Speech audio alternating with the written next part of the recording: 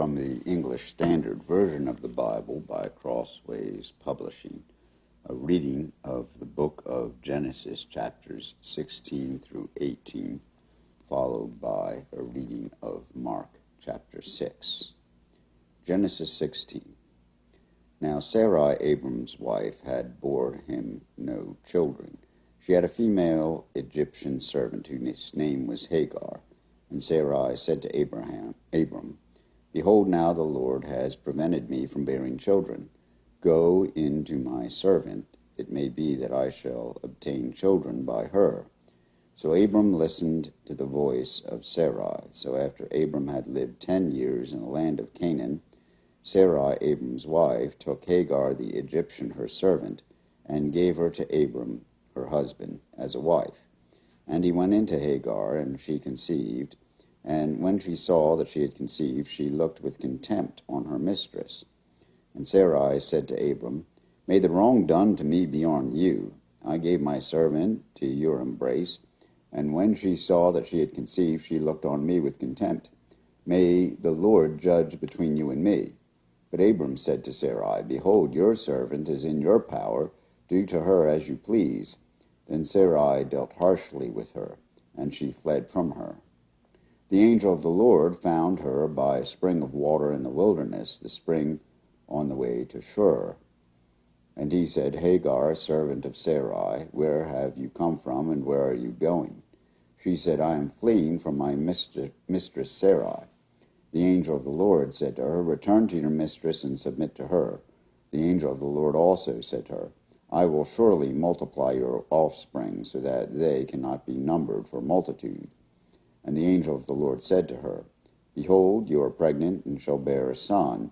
You shall call his name Ishmael, because the Lord has listened to your affliction. He shall be a wild donkey of a man, his hand against everyone, and everyone's hand against him, and he shall dwell over against all his kinsmen.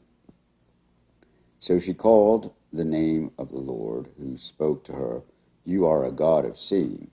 For she said, Truly, here I have seen him who looks after me. Therefore the well was called Be'er Laharoi. It lies between Kadesh and Bered. And Hagar bore Abram a son, and Abram called the name of his son, whom Hagar bore, Ishmael. Abram was 86 years old when Hagar bore Ishmael to Abram. When Abram was 99 years old, the Lord appeared to Abram, and he said to him, I am God Almighty, walk before me and be blameless, that I may make my covenant between me and you, and may multiply you greatly. Then Abram fell on his face, and God said to him, Behold, my covenant is with you, and you shall be the father of a multitude of nations. No longer shall your name be called Abram, but your name shall be Abraham, for I have made you the father of a multitude of nations. I will make you exceedingly fruitful, and I will make you into nations, and kings shall come from you. And I will establish my covenant between me and you and your offspring after you throughout their generations, for an everlasting covenant, to be God to you and to your offspring after you. And I will give to you and to your offspring after you the land of your sojournings, all the land of Canaan, for an everlasting possession, and I will be their God. And God said to Abraham, As for you, you shall keep my covenant, you and your offspring after you throughout your generations. This is my covenant which you shall keep between me and you and your offspring after you. Every male among you shall be circumcised. You shall be circumcised in the flesh of your foreskins, and it shall be a sign of the covenant between me and you. He who is 8 days old among you shall be circumcised, every male throughout your generations, whether born in your house or bought with your money from any foreigner who is not of your offspring. Both he who is born in your house and he who is bought with your money shall surely be circumcised. So shall my covenant be in your flesh, an everlasting covenant. Any uncircumcised male who is not circumcised in the flesh of his foreskin shall be cut off from his people. He has broken my covenant. And God said to Abraham, As for Sarai, your wife, you shall not call her name Sarai, but Sarah shall be her name. I will bless her, and moreover I will give you a son by her. I will bless her, and she shall become nations, kings of peoples shall come from her. Then Abraham fell on his face and laughed, and said to himself, Shall a child be born to a man who is 100 years old? Shall Sarah, who is 90 years old, bear a child? And Abraham said to God, Oh, that Ishmael might live before you. God said, No, but Sarah, your wife, shall bear you a son, and you shall call his name Isaac. I will establish my covenant with him as an everlasting covenant for his offspring after him. As for Ishmael, I have heard you. Behold, I have blessed him, and I will make him fruitful and multiply him greatly. He shall father 12 princes, and I will make him into a great nation. But I will establish my covenant with Isaac, whom Sarah shall bear to you at this time next year. When he had finished talking with him, God went up from Abraham. Then Abraham took Ishmael his son, and all those born in his house, or bought with his money, every male among the men of Abraham's house, and he circumcised the flesh of their foreskins, that very day as God had said to him. Abraham was 99 years old when he was circumcised in the flesh of his foreskin, and Ishmael his son was 13 years old when he was circumcised in the flesh of his foreskin. That very day Abraham and his son Ishmael were circumcised, and all the men of his house, those born in the house and those bought with money from a foreigner, were circumcised with him. And the Lord appeared to him by the oaks of Mamre, as he sat at the door of his tent in the heat of the day. He lifted up his eyes and looked, and behold, 3 men were standing in front of him.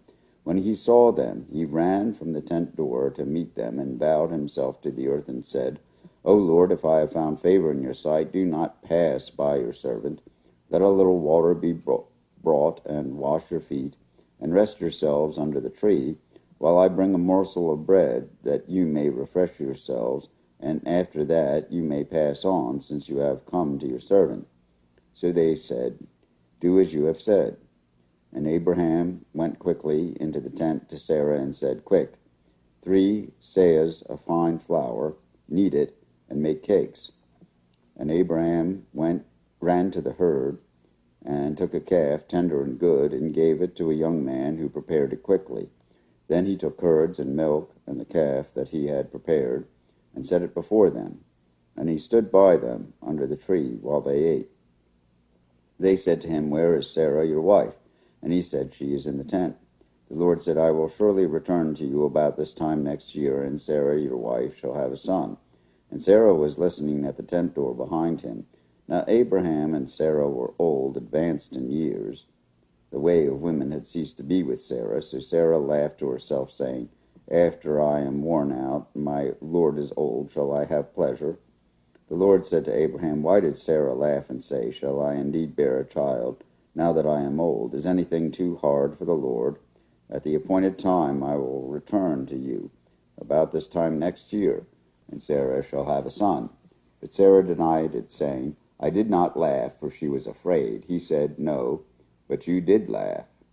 Then the men set out from there, and they looked down toward Sodom, and Abraham went with them to set them on their way. The Lord said, Shall I hide from Abraham what I am about to do, seeing that Abraham shall surely become a great and mighty nation, and all the nations of the earth shall be blessed in him? For I have chosen him, that he may command his children and his household after him to keep the way of the Lord by doing righteousness and justice, so that the Lord may bring to Abraham what he has promised him. Then the Lord said, Because the outcry against Sodom and Gomorrah is great, and their sin is very grave, I will go down to see whether they have done altogether according to the outcry that has come to me, and if not, I will know.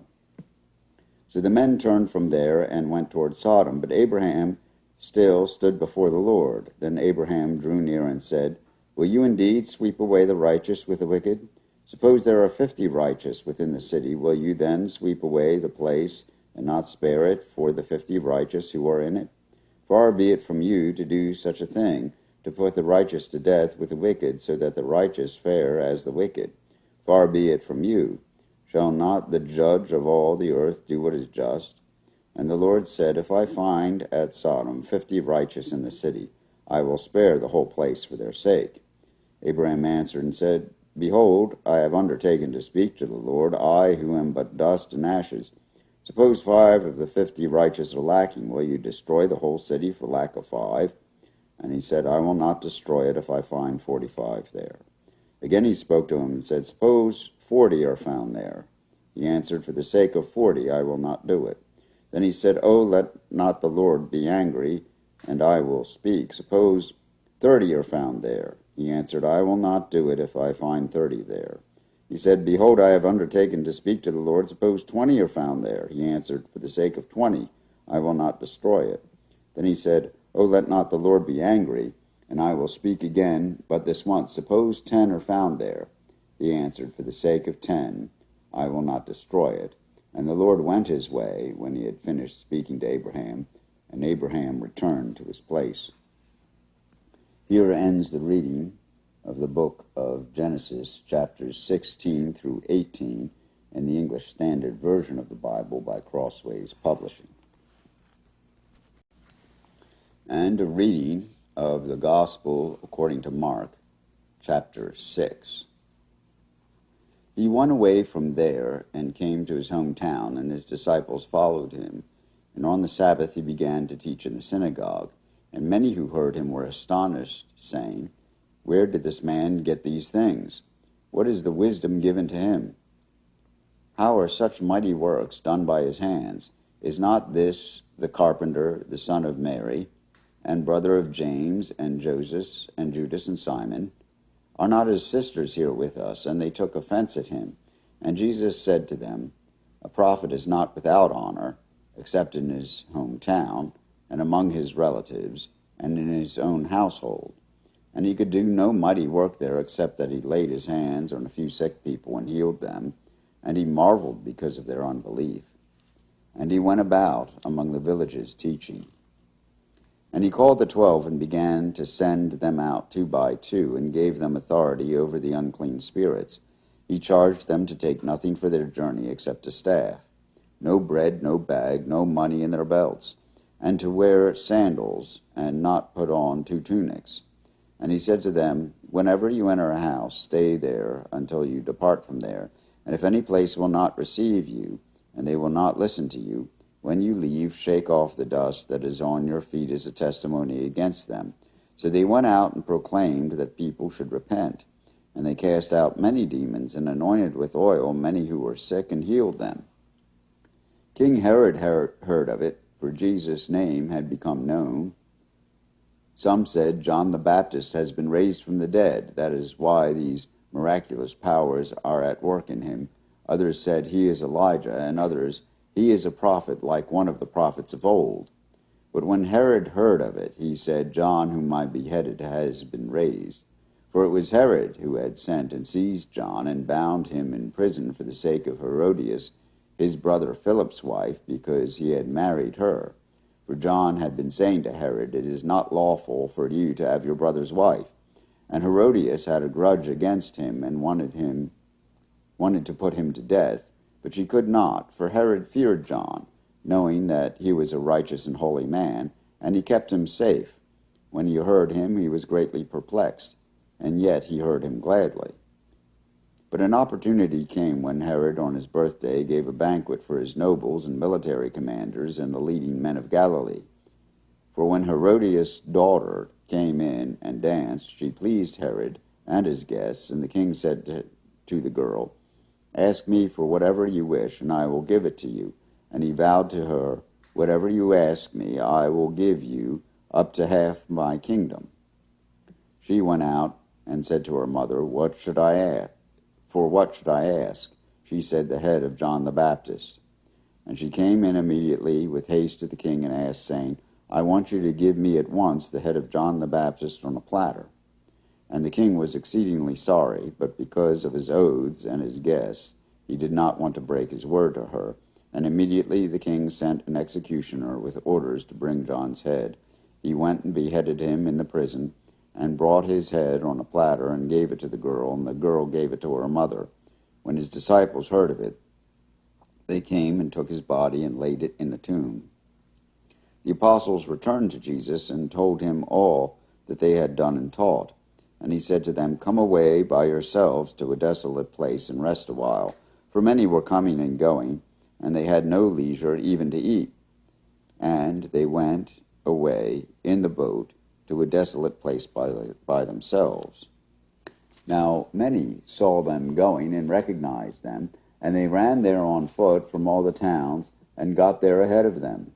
When he went ashore, he saw a great crowd, and he had compassion on them, because they were like sheep without a shepherd.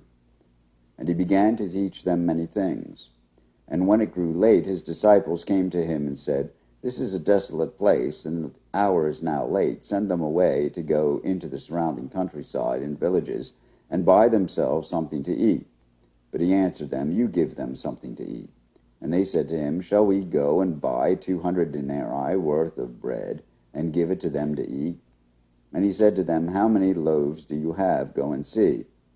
And when they had found out, they said, 5 and 2 fish. Then he commanded them all to sit down in groups on the green grass. So they sat down in groups by hundreds and by 50s. And taking the 5 loaves and the 2 fish, he looked up to heaven and said a blessing, and broke the loaves, and gave them to the disciples to set before the people. And he divided the 2 fish among them all. And they all ate and were satisfied, and they took up 12 baskets full of broken pieces and of the fish. Those who ate the loaves were 5,000 men. Immediately he made his disciples get into the boat and go before him to the other side, to Bethsaida, while he dismissed the crowd. And after he had taken leave of them, he went up on the mountain to pray. And when evening came, the boat was out on the sea, and he was alone on the land. And he saw that they were making headway painfully, for the wind was against them. And about the 4th watch of the night he came to them walking on the sea. He meant to pass them by, but when they saw him walking on the sea, they thought it was a ghost, and cried out. For they all saw him and were terrified. But immediately he spoke to them and said, "Take heart, it is I. Do not be afraid." And he got into the boat with them, and the wind ceased, and they were utterly astounded, for they did not understand about the loaves, but their hearts were hardened. When they had crossed over, they came to land at Gennesaret, and moored to the shore. And when they got out of the boat, the people immediately recognized him, and ran about the whole region, and began to bring the sick people on their beds to wherever they heard he was. And wherever he came, in villages, cities, or countryside, they laid the sick in the marketplaces, and implored him that they might touch even the fringe of his garment. And as many as touched it were made well. Here ends the reading of the Gospel according to Mark, the 6th chapter, in the English Standard Version of the Bible by Crossways Publishing.